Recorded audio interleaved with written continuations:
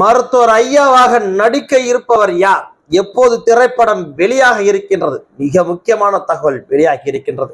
பேரன்பிற்குரிய தமிழ் தமிழ் உறவுகளுக்கு வணக்கம். நான் வாங்க வேளாண் கார்த்தி.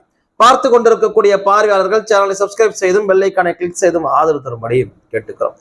பாட்டாளி மக்கள் கட்சியினுடைய நிறுவனர் தமிழின போராளி மருத்துவர் ஐயா அவர்களுடைய வாழ்க்கை வரலாறு திரைப்படமாக உருவாக போகின்றது என்கின்ற செய்தி வெளியாகி தமிழர்களிடையே மிகப்பெரிய அளவிற்கான எதிர்பார்ப்பை ஏற்படுத்தி இருந்துச்சு. இந்த திரைப்படத்திற்காக பலரும் காத்து கொண்டிருக்கின்றார்கள். அதை குறித்தான ஆவலும் அதிகமாகி இருக்கு. இதை குறித்தான செய்திகள் தொடர்ச்சியாக வந்த வண்ணம் இருந்துச்சு. இயக்குனர் சேரன் தான் என்பது ஏறத்தாழ அல்ல 100% உறுதியாகிடுச்சு.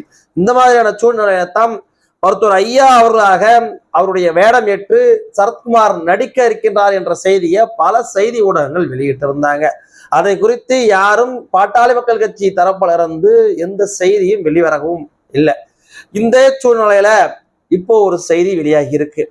பாட்டாளி மக்கள் கட்சியினுடைய நிறுவனர் தமிழின போராளி மருத்துவர் ஐயா அவர்களின் வேடம் ஏற்று நடிக்க இருக்கக்கூடிய நடிகர் பிரகாஷ் ராஜ் என்கின்ற செய்தி வெளியாகி இருக்கு.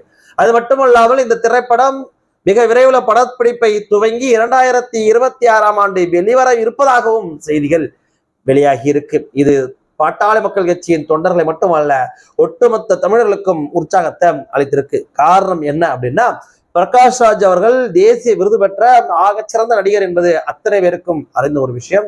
அது மட்டுமல்லாமல் தான் ஏற்றுக்கொள்ளக்கூடிய கதாபாத்திரமாகவே மாறக்கூடியவர் பிரகாஷ் ராஜ்.